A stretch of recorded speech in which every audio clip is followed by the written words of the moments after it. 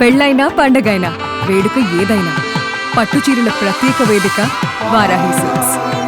Welcome to Suman TV. చేవెళ్లలో జరిగినటువంటి heavy లోడ్తో వెళ్తున్నటువంటి ఒక టిప్పరు ఎదురుగా వస్తున్నటువంటి ఆర్టీసీ బస్సును ఇవాళ ఉదయం ఢీకొట్టినటువంటి ప్రమాదంలో 25 మంది చనిపోయారు. అసలు 25 మంది 70 మందితో వెళ్తున్నటువంటి బస్సులో 25 మంది స్పాట్లో చనిపోవడానికి మెయిన్ రీజన్ ట్రక్కులో ఉన్నటువంటి కంకర, అలాగే అది హెవీ ట్రక్ కావడం. అసలు ఈ ప్రమాదం ఎలా జరిగిందో దానికి సంబంధించినటువంటి తీవ్రతను మీకు ఒకసారి చూపించే ప్రయత్నం చేస్తాను. బస్సును ట్రక్కు ఒక్కసారిగా ఆ టిప్పర్ ఢీకొట్టిన తర్వాత ఏం జరిగిందో ఒకసారి చూడండి. మీరు ఆ విజువల్ చూస్తుంటే ఈ బస్సు మొత్తం అంతా కూడా కంకర పడిపోయింది. బస్సును ఒక సైడ్ మొత్తం ఢీకొట్టేసినటువంటి టిప్పరు, ఆ టిప్పర్ లోపల ఉన్నటువంటి కంకర అంతా కూడా బస్సులోకి వాలిపోయి మొత్తం అంతా కూడా పడిపోయింది. సో ఇక్కడ లైవ్ లో అక్కడ గాయపడినటువంటి అక్కడ ఉన్నటువంటి ప్రయాణికులందరూ కూడా ఆ కంకరలో ఇరుక్కుని వారందరూ కూడా కాపాడండి అంటూ కూడా అరుస్తున్నటువంటి దృశ్యాలు అక్కడ చాలా స్పష్టంగా కనిపిస్తున్నాయి. వారందరూ కూడా ఇక్కడ చూడొచ్చు మనం.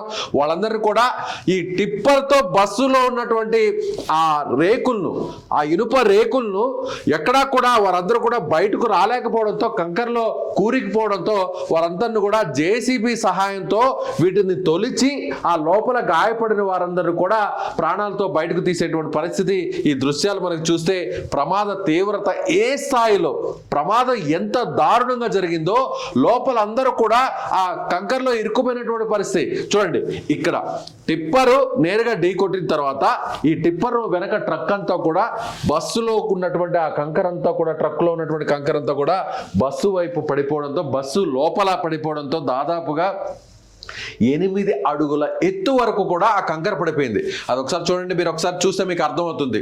లోపలకు వెళ్ళి వీరందరూ కూడా అక్కడ ప్రాణాలతో ఉన్న వారందరూ కూడా కాపాడేటువంటి ప్రయత్నం ఆ స్థానికులందరూ కూడా చేస్తున్నారు. ఈ ట్రక్కులో ఉన్నటువంటి కంకరంతా కూడా బస్సులోకి పడిపోవడంతో వెంటనే అక్కడికి చేరుకున్న కొంతమంది స్థానికులందరూ కూడా అక్కడికి లోపలికి వెళ్ళి అక్కడ వారిని కాపాడేటువంటి ప్రయత్నం చేస్తున్నారు.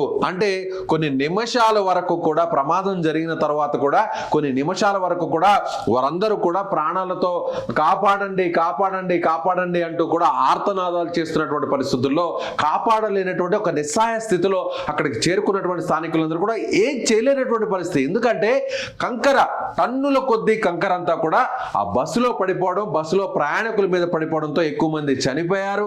చనిపోయిన వారు కాకుండా మరికొంతమంది కూడా గాయాల పాలై కంకరలో కూరుకుపోయినటువంటి పరిస్థితి. అక్కడ దానికి ఉదాహరణ మనం చూడవచ్చు. ఇక్కడ ఒక వ్యక్తి ఉన్నాడు. ఈ వ్యక్తి వీళ్ళందరి మీద కూడా కంకర పడిపోయింది. కొంతమంది మిగిలిన వెనకున్నటువంటి వారందరూ కూడా బయటకు దూకేశారు, కిటికీలో నుంచి దూకేశారు, కిటికీలో నుంచి ప్రాణాలతో బయటపడిపోయారు. కానీ ఈ మార్గంలో ఉన్నటువంటి కొంతమంది మాత్రం కంకరలో కూరుకుపోవడంతో వారిని కాపాడడానికి జేసీబీలు తీసుకొచ్చి ఆ జేసీబీ సాయంతో వారిని కాపాడేటువంటి పరిస్థితి అయితే మనకు కనిపిస్తుంది. పోలీసులు కూడా అక్కడ రెస్క్యూ చేస్తూ వారందరూ కూడా బయటకు తీసేటువంటి దృశ్యాలు కూడా మనకు కనిపిస్తున్నాయి. ఇక వేరే దృశ్యం చూద్దాం మనం. అలా జరిగినటువంటి తర్వాత అక్కడ ఆ కంకరనంతా తీసిన తర్వాత బస్సు ఏ విధంగా మారిందో చూడొచ్చు.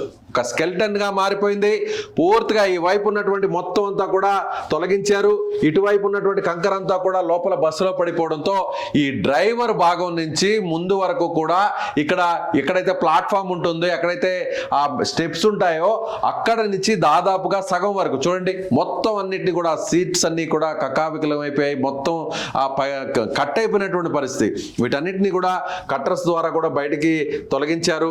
ఇదంతా కూడా ప్లాట్ఫామ్ మీదంతా కూడా, అంటే ఇక్కడ ఒక వ్యక్తి, ఒక రిపోర్టర్ కూడా ఉన్నారు. ఆ రిపోర్టర్ నిల్చున్నటువంటి ప్రాంతం వరకు కూడా కంకర పడిపోయింది. అంటే ఎదురుగా టిప్పర్ వస్తుంది, బస్సు ఎదురుగా వస్తుంది. ఈ టిప్పరు బస్సుకి కుడివైపున ఉన్నటువంటి మొత్తం అంతా కూడా ఢీకొడుతూ ఇలా టిప్పరు పైన పడిపోవడంతో, అంటే ఆ టిప్పర్లో ఉన్నటువంటి కంకర అంతా కూడా బస్సు లోపల పడిపోవడంతోనే ఎక్కువ మంది చనిపోయారు. సో వారందరినీ కూడా ఈ విధంగా జేసీబీని తీసుకొచ్చి ఆ బస్సులో ఉన్నటువంటి వారందరిని కూడా కాపాడారు. కొంతమందిని కాపాడారు, మరికొంతమందిని కాపాడలేనటువంటి పరిస్థితి. కొంతమంది అప్పటికప్పుడు కాపాడాల్సినటువంటి టైం ఉన్నా కూడా ఏం చేయలేనటువంటి పరిస్థితి. ఎందుకంటే ఏదైనా ఒక బస్తానో 2 బస్తాలు కంకర పడితే వాటిని ఏదో విధంగా చేతులతో తీయవచ్చు, కానీ టన్నుల కొద్దీ కంకర అక్కడ పడిపోవడంతో కొంతమంది కాపాడలేనటువంటి పరిస్థితులు, వారందరూ కూడా అక్కడ ప్రాణాలు పోగొట్టుకున్నటువంటి పరిస్థితి, ఎక్కువ మంది ఊపిరి ఆడక చనిపోయినటువంటి పరిస్థితి. ఇప్పటి వరకు కూడా బహుశా తెలుగు రాష్ట్రాల్లో ఇలాంటి దారుణమైనటువంటి ప్రమాదం జరగలేదని చెప్పుకోవాలి. ఎందుకంటే ఎదురెదురుగా వస్తున్నటువంటి బస్సు కానీ లేదంటే వేరే లారీ కానీ టిప్పర్ కానీ ఢీకొట్టడం, ఎక్కువ మంది చనిపోవడం మనం చూసాం. కానీ ఇలా బస్సుని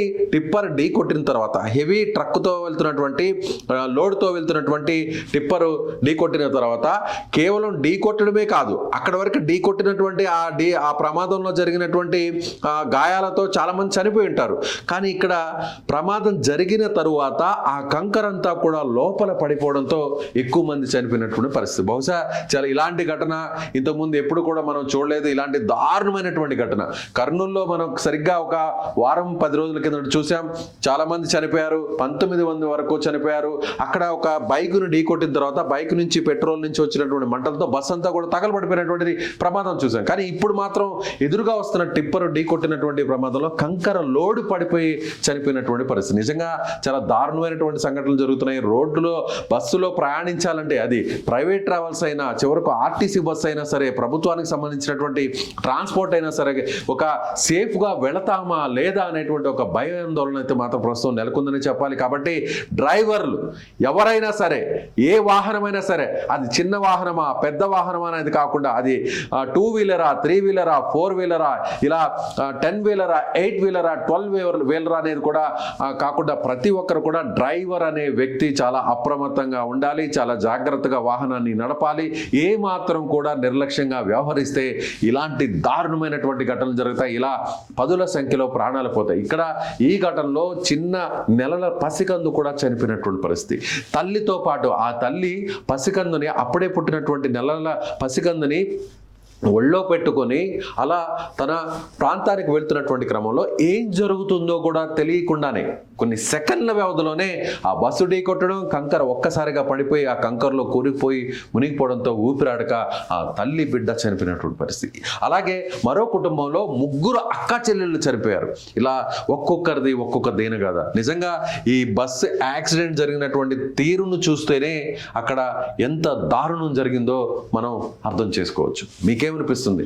ఇలాంటి సంఘటనలు చూసినప్పుడు డ్రైవర్లు ఎంత అప్రమత్తంగా ఉండాలి, డ్రైవర్లు ఎంత జాగ్రత్తగా ఉండాలి, ఎదురుగా వస్తున్నటువంటి వాహనాన్ని ఏ విధంగా నిశ్చితంగా పరిశీలించాలి అనేది కూడా ఏమంటారు? మీ అభిప్రాయాన్ని కామెంట్ బాక్స్లో తెలియచేయండి.